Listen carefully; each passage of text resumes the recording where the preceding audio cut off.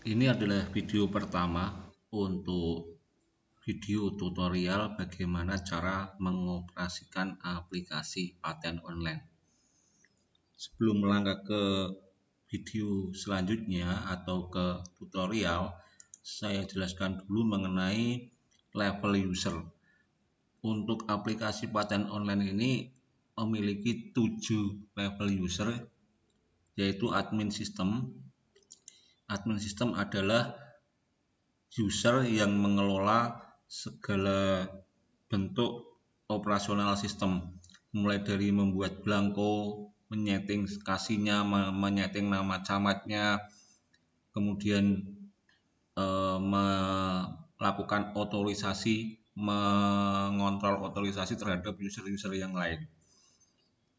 Kemudian yang kedua adalah admin kelurahan. Admin kelurahan ini bertugas untuk membantu pemohon yang akan melakukan permohonan surat ke kecamatan. Kemudian yang ketiga adalah pemohon. Pemohon ini adalah masyarakat umum yang akan melakukan proses permohonan surat ke kecamatan. Kemudian yang keempat adalah paten, adalah staf atau petugas yang bertugas untuk melakukan proses pemfilteran surat.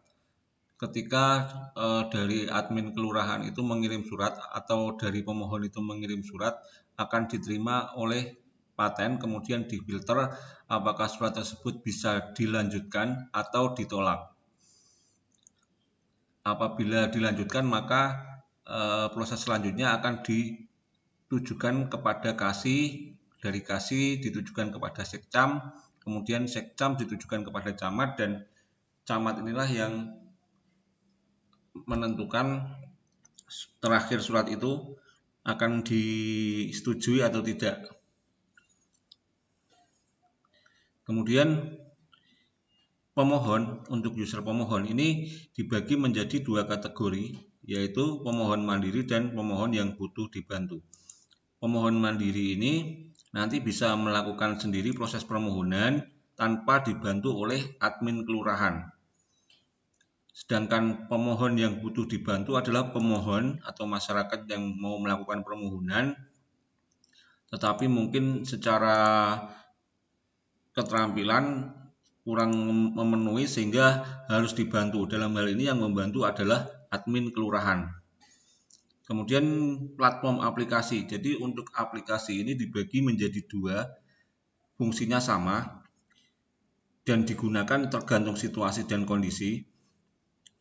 Untuk aplikasi yang pertama adalah berbasis web, di mana untuk web ini semua user dari nomor 1 sampai nomor 7 bisa menggunakan aplikasi yang berbasis web. Kemudian yang kedua berbasis Android.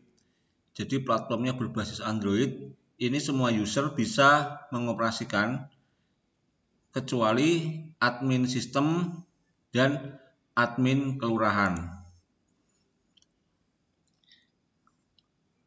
Selanjutnya kita akan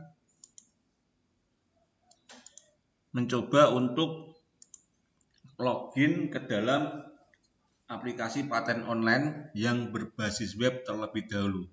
Jadi di sini aplikasi ini masih kosong, hanya satu user yaitu admin sistem. Jadi untuk loginnya sebagai admin sistem menggunakan user atau email admin@gmail.com, kemudian passwordnya 1234.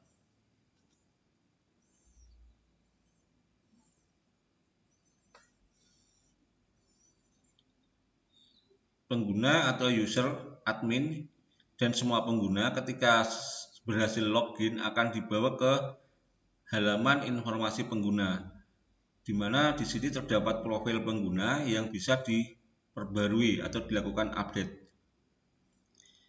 Sebagai seorang admin sistem, maka bisa mendapatkan hak atau otorisasi untuk melakukan kegiatan sesuai dengan menu-menu yang ada di sebelah kiri.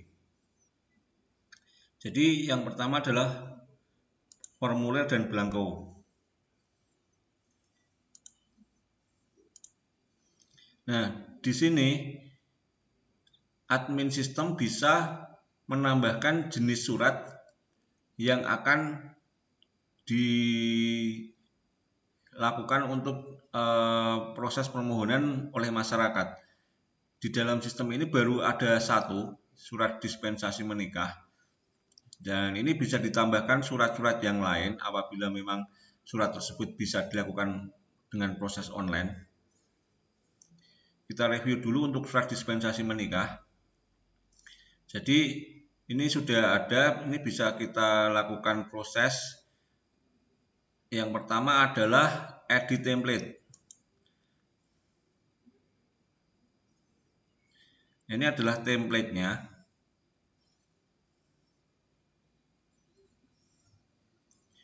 Dimana nanti template ini bisa dirubah atau belangkonya ini bisa dirubah sesuai dengan format yang diinginkan. Pastinya untuk merubah ada aturannya, ada aturan-aturan yang memang harus diterapkan supaya sistem bisa berjalan. Lalu yang kedua adalah melakukan edit terhadap persyaratan. Nah, jadi di surat dispensasi menikah ini pemohon wajib melampirkan yang pertama adalah KTP pemohon, kemudian KTP calon pasangan. Ini bisa ditambahkan apabila memang ada syarat lain, misalkan ditambahkan akta pemohon, kemudian keterangannya wajib dilampirkan.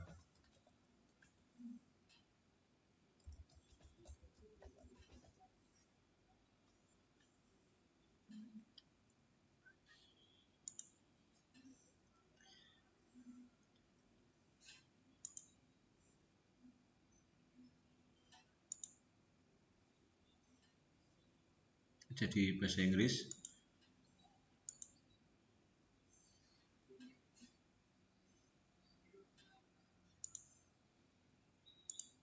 Ya. Ini sudah ada akta pemohon masuk ke syarat untuk proses permohonan surat dispensasi menikah. Kemudian juga untuk format nomor suratnya, ini bisa diedit. Jadi untuk template-nya yang pertama ini adalah nomornya, harus dikasih tanda @ seperti ini. Kemudian di sini bisa ditambahkan isian apa saja. Kemudian bulan juga dikasih @ dan ini berformat Romawi, dan yang terakhir adalah tahun. Jadi ini bisa disetting nanti format nomor suratnya. Apakah nomornya nanti bisa di tengah atau di depan. Yang pasti untuk nomor harus dikasih tanda @ kemudian nomor, kemudian bulan juga depannya @, tahun juga depannya @. Kemudian penomorannya nanti bisa direset per bulan atau per tahun.